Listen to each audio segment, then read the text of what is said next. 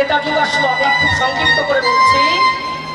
যখন আসলো কি করলেন, যে বনের ভেতরে তারা সাধনা করছিল, সেই বনের ভেতরে যে রামচন্দ্র হাসিটা বলে কাটতে কাটতে যাচ্ছিল, একবারের জন্য ওই 60,000 বালপত্র মুনির ঋষির দিকে তাকায় না।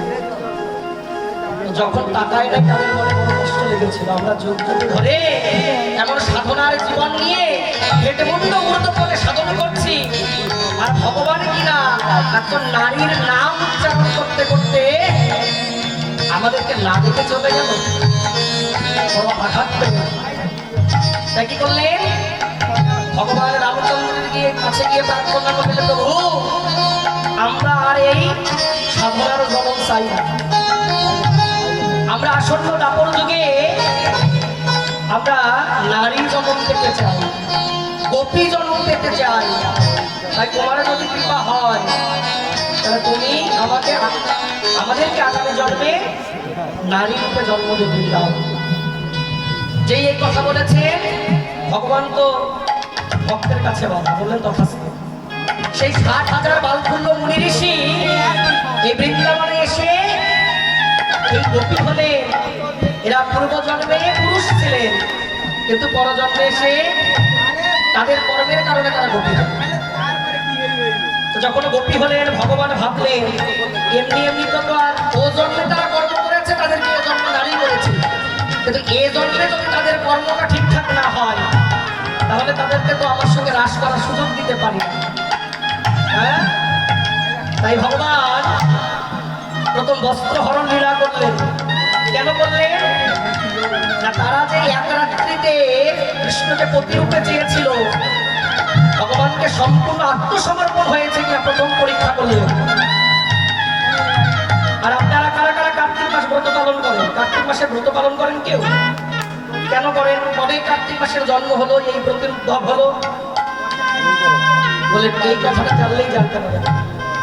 তখন যখন তারা দেখছে তাদের সন্তানই হয়ে গেল, স্ত্রী পুত্র হয়ে গেল, কন্যা হয়ে গেল, তথাপিও ভগবান তাদেরকে কৃপা করছেন। যখন কৃপা করছে না, তারা গেলেন পূর্ণমাসী বড়াই মুনির কাছে যে আমরা কেমন করে ভগবানের সঙ্গে যুক্ত হতে পারি। তখন পূর্ণমাসী বড়াই মুনি বললেন যে তোমরা কার্তিক মাস আসছে, ব্রহ্ম মুহূর্তে সূর্য উদয়ের 1 ঘন্টা 36 মিনিট আগে তোমরা যমুনার কুলে গিয়ে যমুনার কাদামাটি দিয়ে একটা নারী প্রতিমা তৈরি করবে, যার হাত হবে 8টা, তার নাম হবে যোগমায়া, অষ্টভুজা। দুর্গা দেবীর হাত কয়টা? 10টা, কিন্তু যোগমায়ার হাত হলো 8টা। মহামায়ার সেবা করলে সে মায়ার সঙ্গে যুক্ত হয়, আর যোগমায়ার কেউ যদি কর্ম করে তাহলে ভগবানের সঙ্গে তার যোগসূত্র হয়। তাই বৃন্দাবনে 10 পূজার পূজা হয় না, অষ্টভুজার পূজা হয়। নারী প্রতিমা মানে মাতৃশক্তির 2টা রূপ, বহিরঙ্গ শক্তি মহামায়া, অন্তরঙ্গ শক্তি হল যোগমায়া। সেই 1 মাস ব্যাপী সেখানে কর্ম করে কাত্যায়নী দেবীর কৃপা লাভ করে তারা তারপরে রাসমঞ্চে রাস করা শুরু করছে।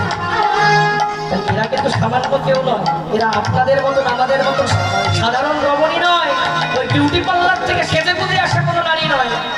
এরা সাধন করে ভজন করে ওই পুরুষ জন্ম পার করে এই জন্মে এসে রাসমঞ্চে এসেছে। আর আমরা কিনা কৃষ্ণের চরিত্র নিয়ে কথা বলি। আগে জানুন, ভালো করে বুঝুন, কারণ ভগবানের রাস হলো কামবিহীন, আর আমাদের লীলা আমরা যে কর্ম করি কামযুক্ত। তাই ভগবানের লীলার সঙ্গে আমাদের জড়জাগতিক কর্মকে কখনো মিলা হবে না। যাই হোক, এই ভগবানের 3 ধরনের গভীর রাসমন্ত্র ছিল: নিত্য সিদ্ধা, কৃপা সিদ্ধা আর সাধন সিদ্ধা। এদেরকে নিয়ে লীলা করার পর এবার পরিশ্রান্ত হয়ে ঘুমিয়েছেন। তাই কি বলেছেন? ও তোমরা ধীরে ধীরে কওনা কথা আমার